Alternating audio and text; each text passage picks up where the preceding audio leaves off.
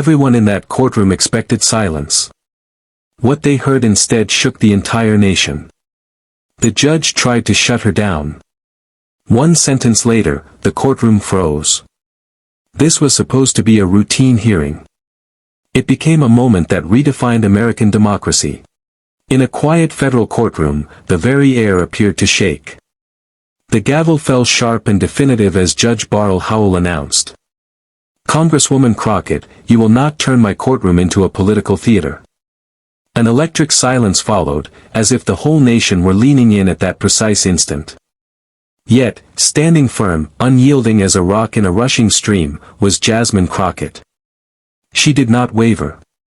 She did not bend, her eyes fixed upon the bench, and in a voice pure and clear, she reminded the judge and everyone listening. "Your Honor, with all due respect, the Constitution does not end at your bench." This was more than a personal clash. It was more than a simple legal disagreement. It was a struggle for the heart of American democracy, a collision between established authority and a new generation fearless in holding power to account.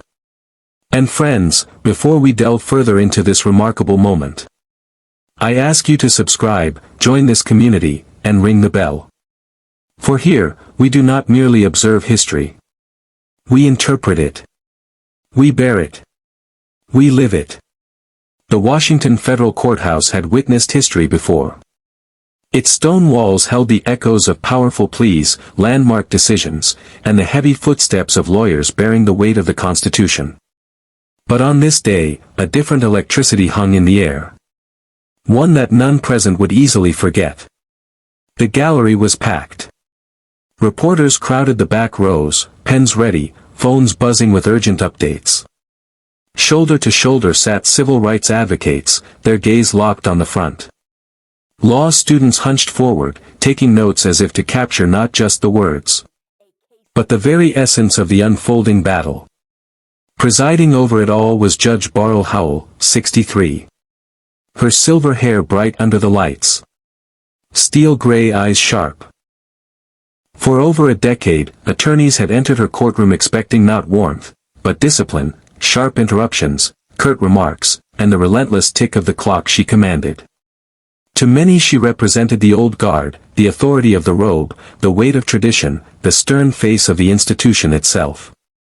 But directly opposite her stood someone of a completely different fabric.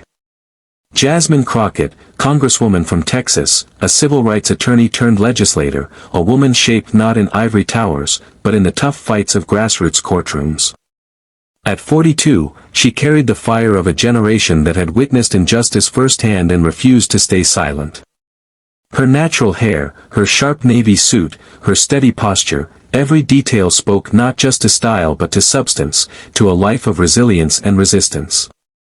And friends, when those two worlds collided in that room, the world of entrenched judicial power and the world of unwavering civil rights advocacy, the sparks ignited a flame. The case involved newly passed election laws, measures that curtailed early voting, restricted mail-in ballots, and tightened ID rules. Supporters called it election security. Critics called it voter suppression. To Judge Howell, it was a legal matter, statutory interpretation, precedent, the boundaries of legislative authority. To Congresswoman Crockett, it was something far greater, the very core of democracy itself. As she rose to speak, she carried not only her brief and her research, but the weight of generations denied the ballot, silenced by technicalities, turned away at the polls. "Your Honor," she began, her voice steady. "These laws strike at the foundation of our republic. They do not strengthen democracy. They strangle it." A ripple of gasps moved through the gallery. Reporters scribbled furiously. The judge's eyes narrowed. The clash was now in clear view. Judge Howell leaned forward, cutting through the Congresswoman's words like a blade. "This court does not entertain political speeches. Focus on the law." It was the first interruption, sharp, dismissive, meant to put Crockett in her place. But Crockett did not falter. She adjusted her papers, met the judge's gaze, and pressed on, citing precedent, invoking constitutional principles, presenting not just argument, but evidence, charts, data, historical context. Again, Howe struck. This is a courtroom, not a history lecture. The second interruption, louder now, more forceful. The gallery tensed. Legal scholars whispered. Civil rights lawyers exchanged knowing looks. They had seen hostility before, but this felt different. This felt like a gathering storm, the pressure rising. Still, Crockett pressed on. Her words grew sharper, her tone unwavering. She spoke of the 14th Amendment. She spoke of equal protection. She spoke of the Voting Rights Act not as abstract law but as a living shield. And then, friends, the moment arrived. The gavel slammed down. The judge's voice filled the chamber. Enough. Congresswoman Crockett. I will not allow this courtroom to become political theater. The silence that followed was thunderous. Every spectator leaned in, hearts pounding, knowing the next words would decide not only the hearing's tone, but perhaps the legacy of everyone present. It was here, in this silence, that Jasmine Crockett's true strength rose. She stood taller, and her voice, calm yet unshakable, broke the quiet. Your Honor, with all due respect, the Constitution does not end at your bench. With those words, the courthouse itself seemed to tilt. The gallery gasped. Reporters froze. The judge stiffened. For in that moment, the battle lines were drawn. This was no longer just a legal argument. It was a confrontation between authority and principle, between the weight of the robe and the power of conviction. And what happened next, friends, would send shock waves far beyond that courtroom. For what followed, Crockett's defiance would not only challenge a federal judge, it would echo across the nation. The silence after her statement was not empty. It was dense, alive, pulsing with tension. For a heartbeat, the air in that federal courtroom seemed to stand still. Spectators leaned forward. Reporters froze mid-sentence, and Judge Barrel Howell sat rigid, her gavel still in hand, as if she could not quite believe what had just been said to her. Your Honor, Crockett repeated, steady and calm. The Constitution does not end at your bench. It was not shouted. It was not a cry of anger. It was spoken with clarity, with reverence, with the authority of one who knew the words she carried were heavier than the robe, stronger than the gavel, older than the court itself. And friends, that was the moment the courtroom shifted. Judge Howell, used to immediate submission when she rebuked an attorney, found herself facing a woman who would not bow. Her voice rose sharp as a knife. Congresswoman, you will confine yourself to legal precedent or you will be held in contempt. But Crockett, unshaken, stepped forward. Her eyes locked on the bench, her shoulders squared. Her voice rang with a strength that comes not from position or title, but from truth. I am presenting precedent, Your Honor. Brown versus Board, Harper versus Virginia Board of Elections, Reynolds versus Sims. Cases this court cannot ignore. Cases where the Supreme Court declared that what some call politics is in fact the bedrock of constitutional law. The gallery gasped again. Reporters' pens raced. Smartphones lit up as live tweets fired into the world. For decades, Judge Howell had cut lawyers down with dismissive words. But now the courtroom was hers no longer. Crockett had taken the floor and she was not finished. Your Honor, she said, her tone sharper now, her words deliberate. When you dismiss constitutional arguments as political talking points, you do not defend the law. You diminish it. When you call equal protection a distraction, you do not uphold democracy. You weaken it. And when you imply that a member of Congress sworn by oath to defend this Constitution does not understand the law, you do not protect the dignity of this court. You wound it. Every word landed like a hammer blow. The chamber's atmosphere was electric. This was not a courtroom now. It was a pulpit, a classroom, a battlefield of ideas, and Judge Howell, for the first time in her long career, was losing ground. She rose from her bench, a finger pointed like a spear, her face flushed crimson. Congresswoman, you will not lecture this court.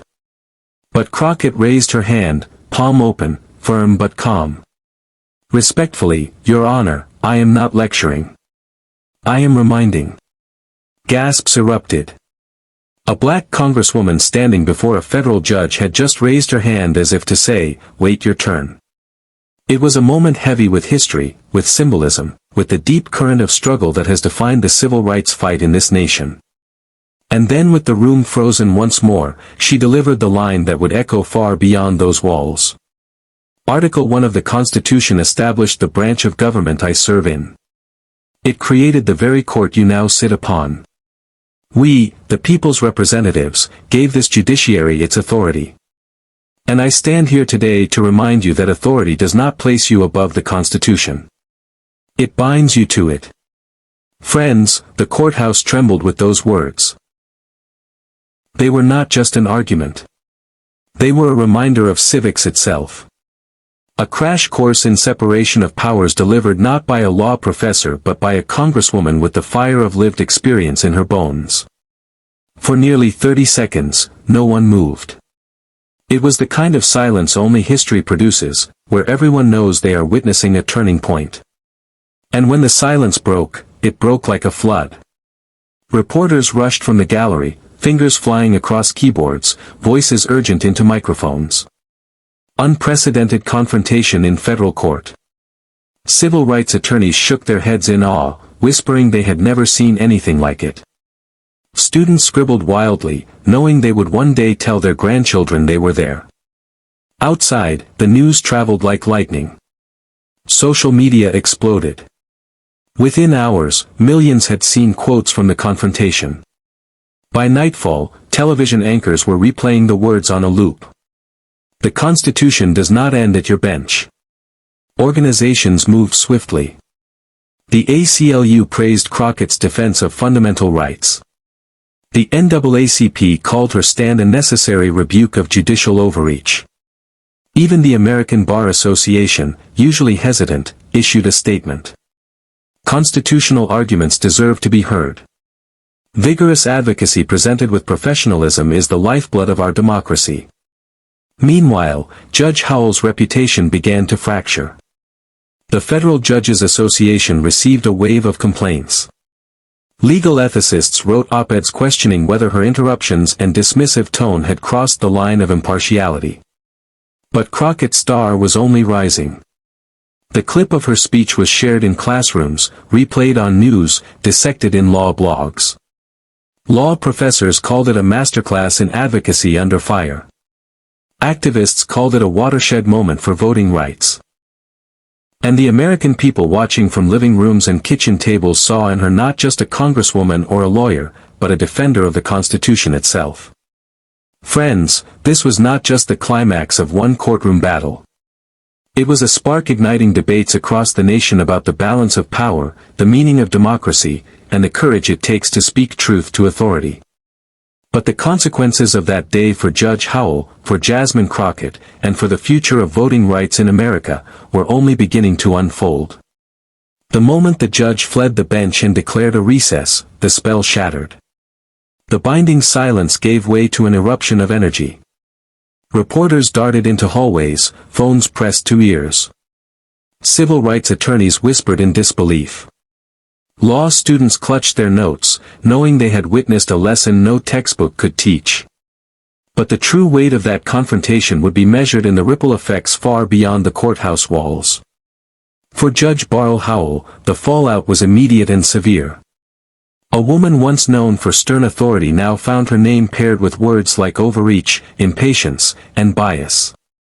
Over 200 complaints poured in within the first week. The Federal Bar Association's Ethics Committee opened a preliminary review. No formal sanctions were expected, but the very inquiry struck at judicial credibility. Worse for Howell was the private reaction from her peers. Senior judges whispered she had crossed a line. Her reputation, once unassailable, was now cracked. For Jasmine Crockett, the story was altogether different. She returned to Capitol Hill, not diminished, but emboldened. In hearings, her voice was sharper, her questions more pointed. When corporate executives dodged, she reminded them with a dry edge.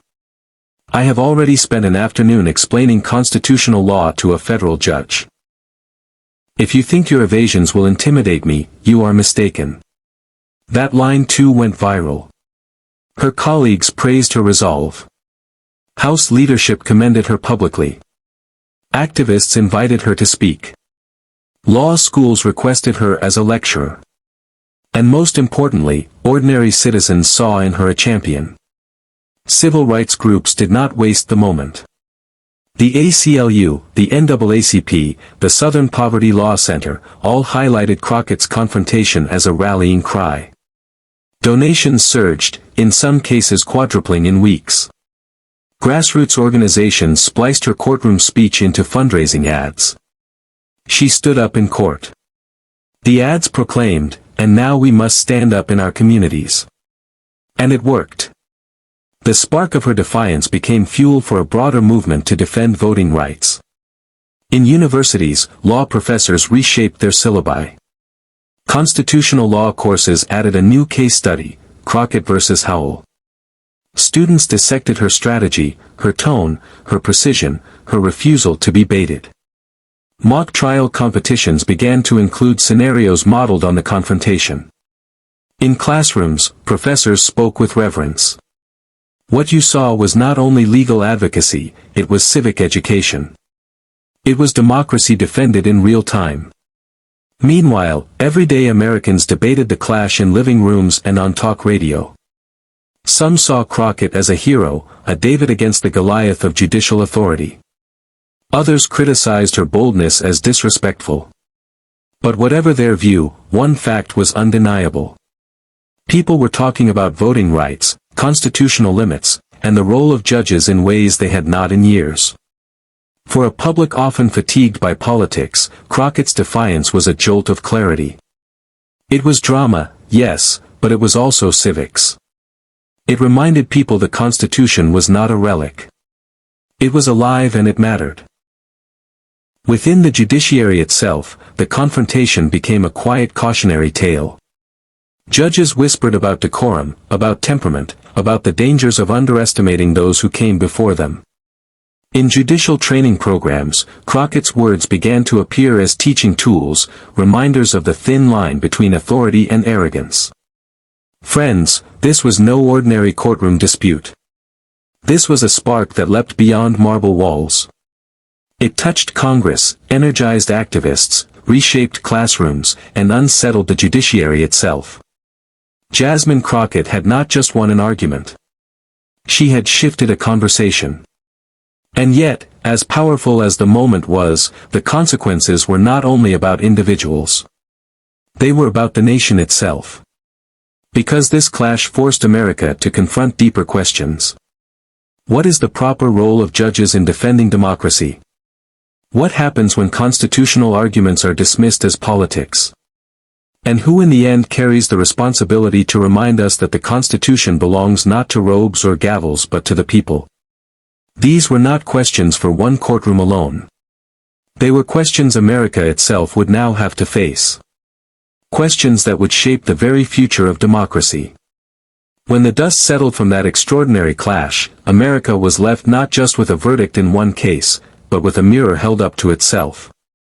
The confrontation had become a reflection of the nation's soul, its struggles, and its standing before the world. For many, it crystallized the deep tension between law as procedure and law as principle. Judge Howell embodied procedure, the custodian of order, precedent, efficiency. To her, the courtroom was not for grand ideas or history lessons. It was to parse statutes, to trim away noise. But Crockett embodied principle. To her, the Constitution was a living promise, forged through struggle, meant to protect the vulnerable from power. When she declared that the Constitution does not end at a judge's bench, she gave voice to what countless citizens felt, that the guardians of democracy must do more than enforce rules. They must safeguard rights. And across the country, people nodded. They understood this was about something bigger. It was about who decides what democracy means. Beyond America's borders, the moment reverberated. Foreign newspapers ran headlines. Commentators abroad marveled at the spectacle. To allies, it was a reminder of American resilience. To adversaries, it was ammunition, proof of internal fractures. But either way, the world was watching. And what they saw was not weakness. They saw struggle. They saw a nation wrestling openly, painfully, with its ideals. And in that wrestling, they saw something rare. Democracy alive, imperfect, but unafraid to confront itself. At the heart was symbolism. A black woman congresswoman, once a grassroots attorney, standing firm against a white federal judge, a symbol of establishment authority. That image carried weight shaped by centuries of struggle. In Crockett's raised hand, many saw echoes of Rosa Parks, of Fannie Lou Hamer, of Barbara Jordan. And friends, that is why this moment mattered so deeply. It was not just Crockett versus Howell. It was past versus present. It was the question every generation must answer. Who will speak when authority oversteps? Who will remind us that the law serves the people, not the other way around? In living rooms and classrooms, the question lingered. Was this the dawn of something new? Was Jasmine Crockett's defiance the spark of a new generation of leaders unafraid to challenge entrenched power? Or was it merely a rare flash of courage? No one could yet say, but one thing was certain. The confrontation had left a mark. It had stirred conversations not only about voting rights but about democracy itself. And once such conversations begin, they are not easily silenced. And so, friends, the road ahead beckoned, uncertain, perilous, yet filled with possibility. For what would come next was not written in stone.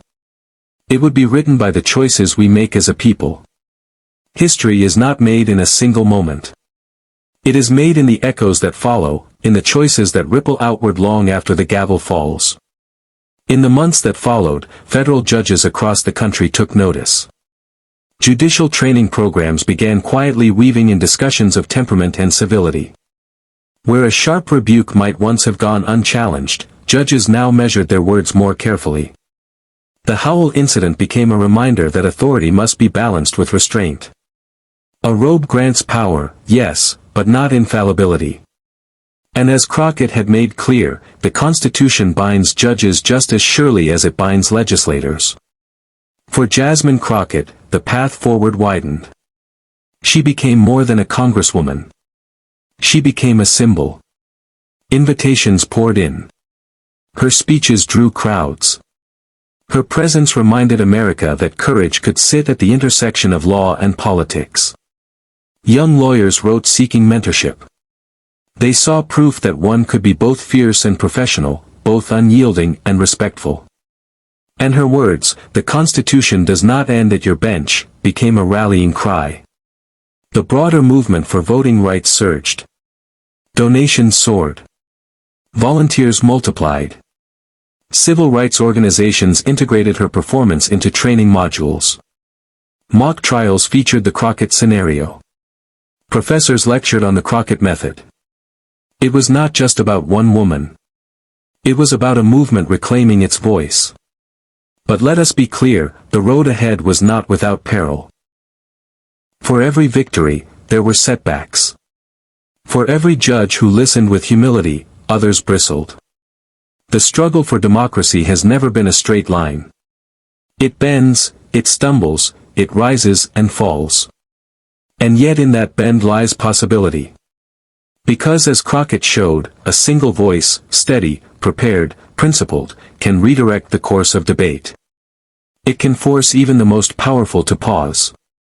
And that, my friends, is where the road ahead truly lies. Not only in judges' chambers or congressional halls, but in us.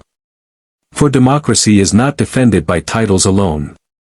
It is defended by citizens who refuse to be silent, who demand accountability, who remember that the Constitution is a living covenant.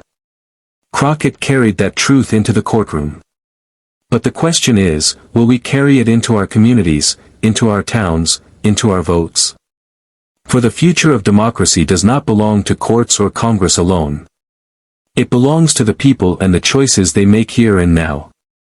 And so, my friends, we return to that silent courtroom, to the echo of the gavel, the fire in Jasmine Crockett's eyes, and the words that rang out like a hymn of defiance. The Constitution does not end at your bench. What began as a clash became a parable for our age. It reminded us that democracy is not safe simply because laws are written or institutions stand. Democracy survives only when those entrusted with power are willing to defend it, and when ordinary citizens demand that it be defended. For some, the memory of that day is anger. Anger that a judge could dismiss constitutional arguments as politics. That the rights of millions could be brushed aside. For others, it is sorrow. Sorrow that in the 21st century, we still fight battles echoing those of our parents and grandparents. But above all, it is hope. Hope because Jasmine Crockett stood firm. Hope because her example spread. Hope because she showed that courage and principle, when joined, can bend even the most rigid halls of authority. The lesson is clear. The Constitution does not belong to robes, gavels, or marble walls. It belongs to the people, to you, to me, to all of us willing to defend it. And so I ask you, not as spectators, but as citizens, do you believe Jasmine Crockett's stand represents a new era of leadership, or was it an exception, a rare moment in a fragile system? I invite you to share your thoughts below, because this conversation is not mine alone. It is ours. And before you go, I urge you to subscribe, join this community, and share this story. Because here we do more than watch history. We carry it forward. We defend it. We keep the Constitution alive. Remember this. Judges may strike their gavels. Politicians may raise their voices. But the true power in America has always rested in the hands of the people. People who believe, as Jasmine Crockett reminded us, that the Constitution does not end at any bench.